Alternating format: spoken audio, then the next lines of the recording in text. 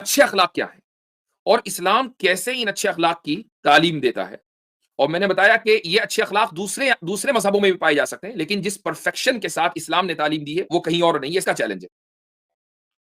سب سے پہلا جو سمجھ لیں کہ اخلاقیات میں جو پہلی صفت ہے، جو پہلی کوالٹی ہے، وہ ہے صبر، پیشنس.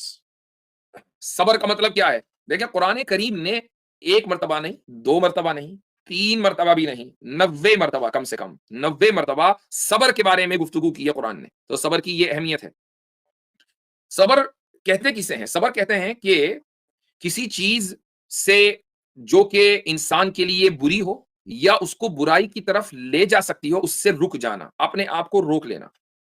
یہ ہے پیشنس، صبر. ایک آدمی کو غم لاحق ہوا، مثلا خاندان میں موت ہو گئی یا چوری ہوئی، ڈاکہ پڑ گیا گھر میں، کچھ بھی ہوا، اور اس نے کہا کہ ٹھیک ہے اللہ کا دیا ہوا مال تو اس نے واپس لے لیا. اس نے دیا ایک طریقے سے، لیا دوسرے طریقے سے. اللہ نے جان دی تھی، جان لے لی. تو اس کا مطلب یہ ہوا کہ آپ نے اپنی زندگی کے اندر صبر کو آبزرو کیا ہے، صبر کو اختیار کیا. لیکن اس لیول تک پہنچنے کے لیے طریقہ کیا ہے؟ ایک انسان صبر کیسے کرتا ہے؟ اسلام نے اس کا جو میکینزم بتایا ہے وہ کسی اور مذہب اور دھرم نے نہیں بتایا. پوائنٹ یہ ہے. ورنہ صبر ہر جگہ آپ کو ہو سکتا ہے کہ ویدوں میں صبر کی تلقین مل جائے، ہو سکتا ہے کہ آپ کو بائبل میں مل جائے، بلکہ بائبل میں ہے موجود. تو ہم یہ نہیں کہہ رہے ہیں کہ صبر دوسرے دھرموں میں یا انسان کہیں اگر مسلمان نہیں تو صابر نہیں ہو سکتا، صبر نہیں کر سکتا. نہیں، وہ کرتا ہے. لیکن صبر کو ڈیولپ کیسے کرتے ہیں، اس کا جو پرفیکٹ میکینزم ہے وہ اسلام دیتا ہے، اور وہ ہے روزہ. روزے کے ذریعے آپ صبر کا طریقہ ڈیولپ کرتے ہیں. چونکہ روزہ کس چیز کا نام ہے؟ روزہ نام ہے جو چیزیں آپ کی زندگی میں جائز ہیں ان سے رکنا، تاکہ جو چیزیں جائز نہیں ہیں آپ ان سے آسانی کے ساتھ رک سکیں. اللہ تعالیٰ نے کھانے پینے کو اور اسی طریقے سے جو ازدواجی تعلقات ہیں ان سے روزے کی حالت میں بچنے کا کیوں حکم دیا؟ حالانکہ یہ تینوں چیزیں جائز ہیں. کھانا بھی جائز ہے، پینا بھی جائز ہے، ازدواجی تعلقات بھی جائز ہیں میاں بیوی کے درمیان. اس کے باوجود اللہ نے ان تینوں چیزوں کو روزے کی حالت میں حرام قرار دے دیا. تو اگر آپ نے حلال چیزوں سے 30 دن تک اپنے آپ کو روک لیا دن میں روزے کی حالت میں، تو حرام چیزوں سے روکنے کی ٹریننگ خود بخود ہو جائے گی. یہ ہے صبر کی ٹریننگ.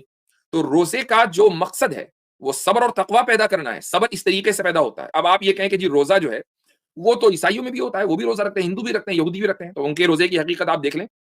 عیسائیوں کے یہاں ایسٹر سنڈے سے پہلے 40 دن تک کے روزے رکھنا ریکمینڈڈ ہے، ضروری نہیں ہے. ہمارے یہاں 30 روزے رکھنا ضروری ہے. ایک آدمی، ایک عام مسلمان جو نماز نہیں پڑھتا، روزہ ضرور رکھتا ہے. مسجد رمضانوں میں آباد ہو جاتی ہیں. آپ ذرا کسی سے، عام مسلمان سے یہ کہیے کہ عشاء کی نماز کے بعد 20 رکعتیں پڑھنی ہے بھائی، شوال میں نہیں پڑھے گا. لیکن رمضان میں وہ 20 رکعتیں پڑھتا ہے. اگر 40 ہوتی تو 40 بھی پڑھتا. کیوں؟ اس لیے کہ رمضان میں اس نے اپنے صبر کے لیول کو اپ گریڈ کر دیا روزے کی برکت سے. اور یہی وجہ ہے کہ آپ صلی اللہ علیہ وسلم نے ریکمینڈ کیا ہے کہ رمضان کے بعد پھر شوال میں بھی 6 روزے رکھو، اس کے بعد بھی ہفتے میں ایک آدھ روزہ رکھتے رہو، تاکہ وہ جو مومنٹم آپ نے کریٹ کیا ہے رمضان میں وہ مومنٹم باقی رہے. ہمارا مسئلہ یہ ہوتا ہے کہ ہم اس مومنٹم کو توڑ دیتے ہیں، صرف رمضان کے رمضان روزہ رکھتے ہیں. عیسائیت میں کیا ہے؟ 40 دن روزہ رکھنا ریکمینڈڈ ہے، ضروری کچھ نہیں ہے. تو جو ان کی ریلیجس کیلرجی ہے، جو ریلیجس کلاس ہے، بس وہی رکھتے ہیں، باقی عام آدمی روزہ نہیں رکھتا. اچھا، جو رکھتے ہیں اس کی بھی آپ کیفیت سن لیں. روزے کی حالت میں آپ پانی اور جوس پی سکتے ہیں. اب کوئی پوچھے کہ بھئی یہ کیسا روزہ ہے جس میں پانی بھی پیا جا سکتا ہے اور جوس بھی پیا جا سکتا ہے؟ تو پھر روزے کا جو مقصد ہے کہ صبر کو ایلیویٹ کرنا، وہ مقصد کبھی بھی آپ اچیو نہیں کر پائیں گے. یہودیوں کے یہاں 6 روزے ہیں پورے سال میں. 2 روزے 25 گھنٹے کے ہوتے ہیں اور 4 روزے ڈان ٹو ڈسک، یعنی صبح سے لے کر شام تک کے. جیسے مسلمان روزہ رکھتے ہیں ایسے یہودی بھی رکھتے ہیں. ان کے یہاں کچھ کھانا پینا نہیں ہو سکتا. لیکن سال میں صرف 6 روزے ہیں اور یہ روزے الگ الگ دنوں میں ہیں. تو اگر وہ اپنے اس صبر کے پیمانے کو ایلیویٹ کرنا بھی چاہیں تو وہ جیسے ہی اوپر جائے گا ایک دم نیچے آ جائے گا. چونکہ ایک دن روزہ رکھا، 25 گھنٹے بھوکے رہے، اس کے بعد پھر 25 دن غائب، پھر اس کے بعد 25 دن بھوکے رہے، پھر اس کے بعد 100-150 دن غائب. تو کوئی بھی چیز اگر حاصل ہوتی ہے تو وہ کنسسٹنسی کے ساتھ حاصل ہوتی ہے. ایسے نہیں ہوگا کہ آپ ایک دن 25 گھنٹے بھوکے رہے اور اچانک آپ کہیں کہ جی میرے اندر صبر پیدا ہو گیا. یہ نہیں ہوگا. آپ کو 30 دن روزہ رکھنا پڑے گا، اس کے بعد بھی وقتاً فوقتاً روزہ رکھنا پڑے گا. تب جا کر آپ صبر کے اس پیمانے یا اس معیار تک پہنچ سکتے ہیں جس معیار کا مطالبہ اسلام کرتا ہے، جو معیار آپ صلی اللہ علیہ وسلم نے کر کے دکھایا. آپ علیہ الصلوۃ والسلام اس کثرت سے روزہ رکھتے تھے کہ سیدہ عائشہ رضی اللہ عنہا یہ فرماتی تھی کہ بعض مرتبہ کئی دن روزے ہو جاتے تھے اور میں سمجھتی تھی کہ اس مہینے آپ صلی اللہ علیہ وسلم پورے کے پورے مہینے روزے میں رہیں گے. تو اسی لیے قرآن کریم یہ کہتا ہے کہ انک لعلی خلق عظیم. روزے کا مقصد کیا ہے؟ صبر. تو جو آدمی اتنی کثرت سے روزہ رکھے گا اس کے صبر کا معیار کتنا بلند ہوگا, اور جس کے صبر کا معیار اتنا بلند ہو تو پھر اس شخص کے اندر کبھی بھی برائی پیدا نہیں ہو سکتی.